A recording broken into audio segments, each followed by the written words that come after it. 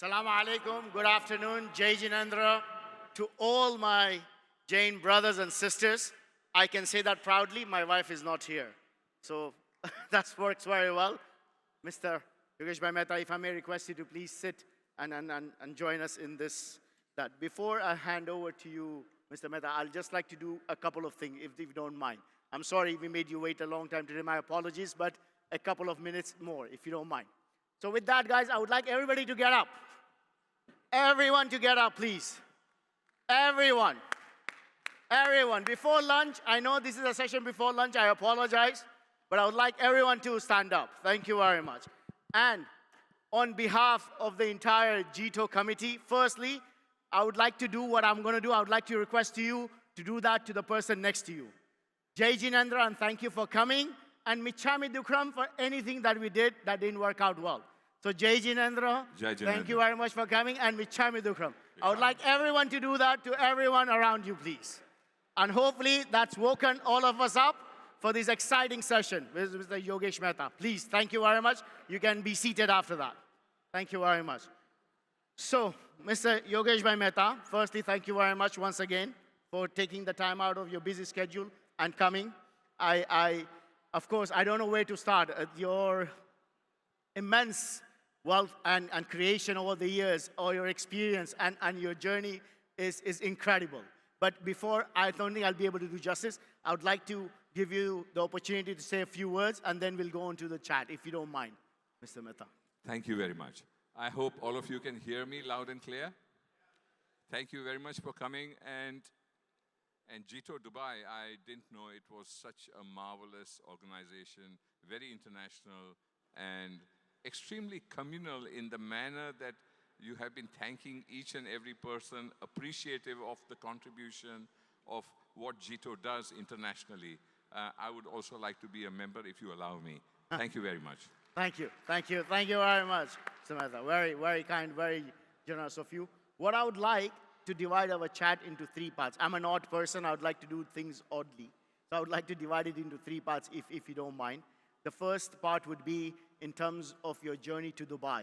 To get to know you personally. Maybe, I know I might be intruding some private space, but if you don't mind, Mr. Mehta, I would like to learn a bit more about your humble beginnings. Where did you start, and how did Dubai happen, if you don't mind?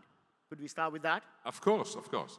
It's my story, so I don't have to remember anything. I can just say it extempore. And I came to Dubai in 1990 on the 15th of March. It's now going to be 34 years. 34 years ago, Dubai, United Arab Emirates, was a sleepy fishing village, kind of. And today, as you know, Dubai is a metropolis. It's a land of opportunity, the UAE, and it has so much to offer. But I'll go back to my previous days when I was in Bombay, and I'm born and brought up in Bombay. And I came to Dubai because my business failed. My business failed, a very small business of mine failed in Bombay, in India, and I decided to come here to look for fresher pastures, as well as to grow my career, and as well as to bring food to my family. At 29 years, I was married, much married, and had a child, my son, who's today 34 years old. And I thought that I should take life more seriously and come to Dubai. What did Dubai have to offer? I did not know at that time. Anything would do. I came here on a hope and a prayer. And I decided that I don't want to fail again. And that's my wish, but there has to be opportunities. And that's very difficult to find opportunities. But back in Dubai at that time, in 1990, there was a lot of opportunity. The internet had not yet come. There was very large mobile phones, but there was a lot of opportunity because there was business, and UAE was about to happen. It was waiting to happen. I didn't know that at that time, but probably the real bottom line answer is I came here at the right time. So one needs that, right place, right time, the synergy works, and then you grow. Nash. Perfect. No, thank you very much. And I'm sure over the years and where you are today and where the company Petrochem has achieved and very new heights across the industry, I'm sure there has been some hardships that you've seen, some tough times. Would you like to share some thoughts and some views on that and what hardship means to you? Yes. So Petrochem, my company, was formed with a burning ambition and a lot of ignorance. If I knew what I was doing in 1990 or 92 or 93, I wouldn't have done what I did. But I was young, I was 29, 30, 31, and I said, let's take a chance. And you know, in life it does happen. If you give life a chance, life gives you a chance. So I worked just hard. I worked very, very hard. And I was looking for opportunities, but there were challenges galore. So many challenges. When you have no money, all you have is challenges. And you have to overcome that. There was a previous speaker earlier who I hear, a very fine gentleman, who said that one can thrive in disruption. One can thrive when there is less opportunity and more risk. So I was in that period, and I was in that phase of time that I took a lot of risks, and there was really hard times, but I managed with the risk because of my ignorance. And life gave those opportunities. We grew in those opportunities. I formed Petrochem. We grew the company. And there was this just the burning ambition and desire not to succeed, but to be very, very rich, to be a tycoon, to be a global company. Those things, you know, when you're young, you think, I'll dream and I will make it happen. Some of it has happened. Some of it is still work in progress. And life is beautiful. Fantastic. Thank you. Thank you. That is incredible. Incredible. Incredible. Of course, you've got, as you said, a very big conglomerate. There's lots of people work in your company. How do you keep them motivated? What is your mantra? What can we learn, if you don't mind me asking? So Petrochem, though it's a $2 billion company today, has offices all over the world, and you name it, and our offices are there. We are still a very people's company. We talk to people. We depend on people's moods, how they come to work, how are they looked after. They're very small things, and they're very small desires, they're very small needs. We look after them. Because we say that if your stomach is full, and if you're not worried about paying your electricity bills and your rentals, then you are going to concentrate on the job at hand. So those, we adapted a emotional intelligence, and we looked after our people.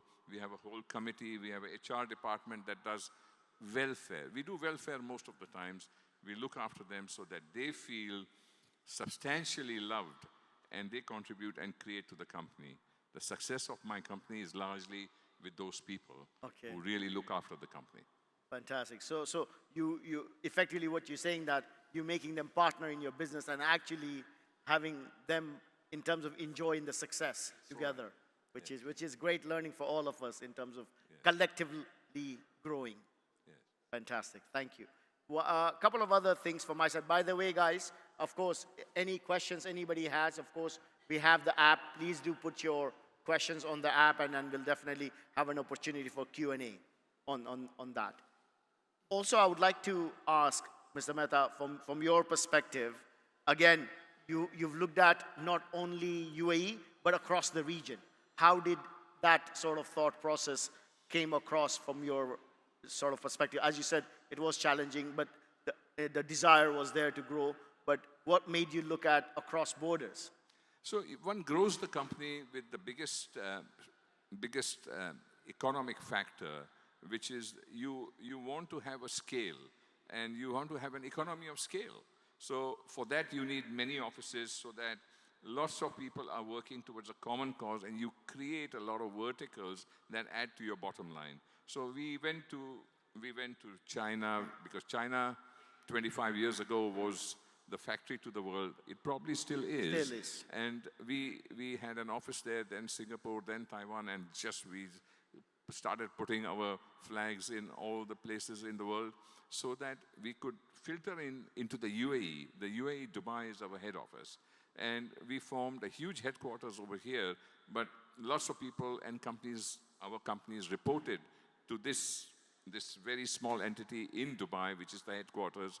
And we created that economy of scale that helped us in the future business. Fantastic. Great learnings for all of us from that perspective as well, in terms of joining the dots, looking beyond borders, and what else can we sort of look at. Now, if I may ask, of course, you've achieved phenomenal success over the years. from your perspective, what is the next vision? What is the next level? Where do you see sort of the company going? Where do you see the economy going? And what can we learn from that for all of us, if I may? So the world ahead, I have to say, not with so much optimism, but rather pragmatism, that the world ahead is full of challenges. We grew in a world of baby boomers, and we were in the Woodstock generation where life was easy, people were more amiable, people were more humble. Post-COVID, we see a very, very disruptive world, a world of dog eat dog, man eat man, if you like, and lots of stress, trauma, and competition, and more importantly, there's a lot of hostility around us. And hostility is not good, it's negative. And everybody has decided that me first. The me first doesn't help, us first will help. So we live in a very, very challenged atmosphere. Now we go to the usual cliches that there's AI and IoT and all of that. That has actually made us miserable.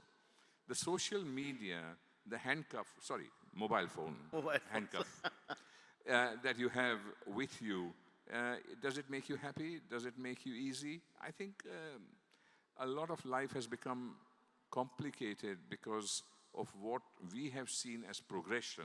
So that is going to come in your way. But the good thing about progression is also that you can have a robot and a doctor can be in New York and he can operate in Dubai via a robot. So those AIs will help and life will progress further and there will be quality of life. But the human mind and the nature of being what we are today in this modern world is we got to learn how to live in this social media world where anything that happens in a remote village in India, you know in your town, in your city, and how does the world becoming smaller really help us? So our strength of AI can also be our weakness, and that's a huge rhetoric. It's up in the world, and we got to debate it, and we are going to find various ways to quell such opportunities or disruptions which help us live peacefully.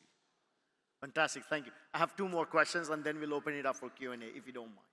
So the first question I have is in terms of you're very big on philanthropy, passion, a lot of things for the community, a lot of things for the people. If you mind sharing your thoughts on that, your views on that, and how do you achieve those personal goals? Well, giving back to society is very important. It's not a cliche.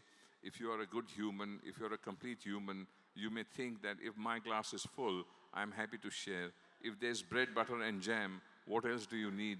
You want to share it because, and I also want to share my learning. If I have learned, because I have made so many mistakes in my life, my wife still thinks I make mistakes every day.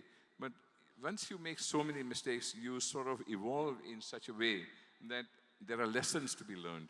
And I always tell my people the mistakes and of the mistakes that have been made and how you can rectify that. There's one thing about making mistakes, that you should make them once, you shouldn't make them twice. And if you make them thrice, you haven't learned. So have to be careful. Very well said, very well said. My second question, the last question.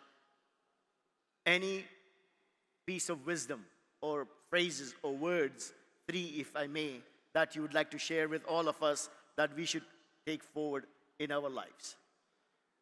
Well, it's a one word of, I can't say advice, I have so many senior people here in front of me, but the one thing that I have adapted in my life is patience.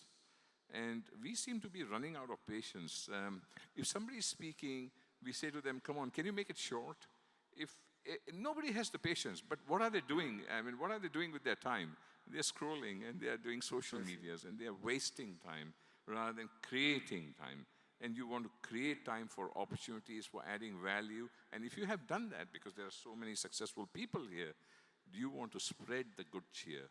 Because the world is in a very desperate situation. People are poor, people are hungry.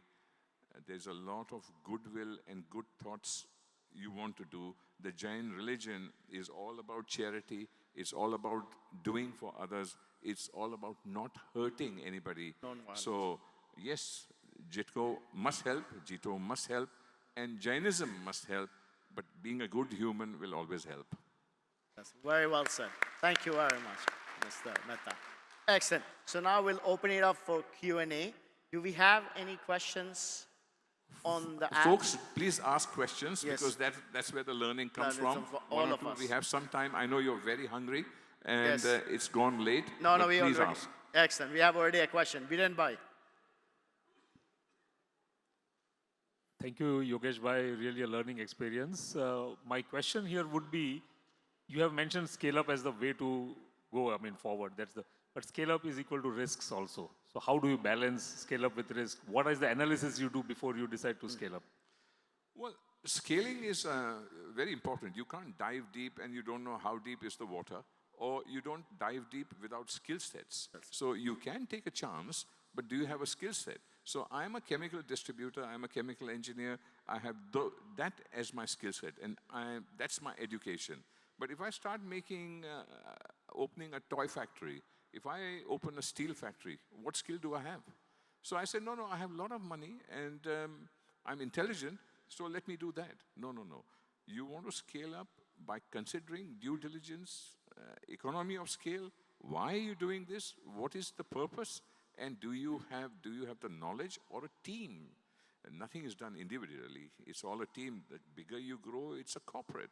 And you want to work with your team. So, yes, scaling up, but it has to commensurate with your own skill set. Thank you. Great. Other questions? We have another question. Yeah, I have another question.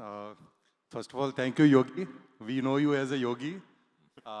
And just let me tell to everyone that I am one of the proud employee of Petrochem, ex-employee of Petrochem. Yeah. And I can vouch for that in my entire life, whatever, the care has been taken by Petrochem to me, I can never forget in my life. That's never. fantastic. So I can vouch for that. Living example of your value system. Yes, absolutely. Absolutely. I'm a big fan of Yogi. I'm a big fan of Yogi. I learned a lot from him, and I continue to learn. He's still my mentor, guru, everything. Just one question, Yogi. Just I want to know that, I personally know that there are a lot of setbacks you have had in your life. Starting from first container arriving in Jabal Ali with your partnership with David Lubbock in Metrix Chemicals. And how did you fail? And you always risen. After failing, you always risen. So what was that one motivating factor that always kept you going and going and going, despite of failures? What was that one thing in your life? Great question. Thank you, Chetan, for asking. And well, when one has failed so many times, one gets used to the failure. But in that whole fabric, you learn that one must succeed against all odds. And the risk-taking, it comes as the younger you are, you take more risks. You take a lot of risks because you're also foolish. You're also ignorant. You don't know the consequence of failing. So I took all those risks. Challenges come, but what can you do? If you want to go forward, you don't want to look behind. You want to burn bridges in life. In order to go ahead, don't look back. And learn from your mistake, and mistakes will still happen. As I go out tomorrow, I will make more mistakes. But as we make those mistakes, we must learn, but never give up. The optimism that you have is a state of mind. Your feet can be in the muck and in deep water, but if your head is clear, you can survive anything and everything. That's great answer. Fantastic. Thank you. Yogesh bhai, do you have any role model? And second thing is that, is there any books which have made huge impact on your personal life? Thank you. Great question again. Yeah, I have many role models. I was writing somewhere that my cousin brother, who used to work in America, and when he used to work in America, he was 25 and I was 19, and he would come to India, and the first thing I would do is I would rob his jeans and all the modern things that he would bring. And I would learn he is an electronic engineer. And I thought that when I grow up, I want to be an engineer. I want to be everything that he embodies. And that's the very important thing, that you need mentors. You need learning experiences from humans. And thank you for asking that question. I have so many others. I read books on philosophy at a very young age. And my girlfriend, who then became my wife, thought that I was going to become a saint very soon. And I was reading those philosophical books that makes you think, and it makes you understand the meaning of life. And I have read so many crime thrillers, and I still read every day half an hour before I sleep, just so that the book is my guardian. Reading a book is like feeling so very happy with life, and it gives you a new perspective. Reading books is like a kaleidoscope. It gives you new parameters every time you read something, and it also makes you probably more learned and intelligent. Thank you. Fantastic. Great answer, great answer. He still has another Yeah, question. he wants to follow through. Sorry, Motilaji, please. Any specific book that has impacted your journey, life journey? I don't know if you may have read that book. It's called Crime and Punishment. And it was written by Fyodor Dostoevsky, a Russian author. And he wrote so much about poverty and life in poverty and rising amidst odds. And he didn't write so much about poverty only, but he wrote about destitution. Destitution is the worst form of poverty, where you sell your organs for money, you sell your life for eating. That is destitution. And I was reading those intense books, and then I, of course, graduated to Shantaram, and I wrote, I was with John Le Carre and crime and such thrillers. And it just, it adds color to your life. So but most impressed, if you want to ask me, I was impressed with J. Krishnamurti's books. And I really think today the essence of life is constant learning and being at peace with your own self. Your own self. You have to be happy yourself. Not somebody makes you happy. Your heart and soul and mind has to be happy. That's my philosophy. Fantastic. Thank you. Thank you. Thank you. Thank you. We are running out Any of time. other questions? You all are hungry people. I know. And you must eat food. Good. Any more questions? If not, then we will bring this to an end.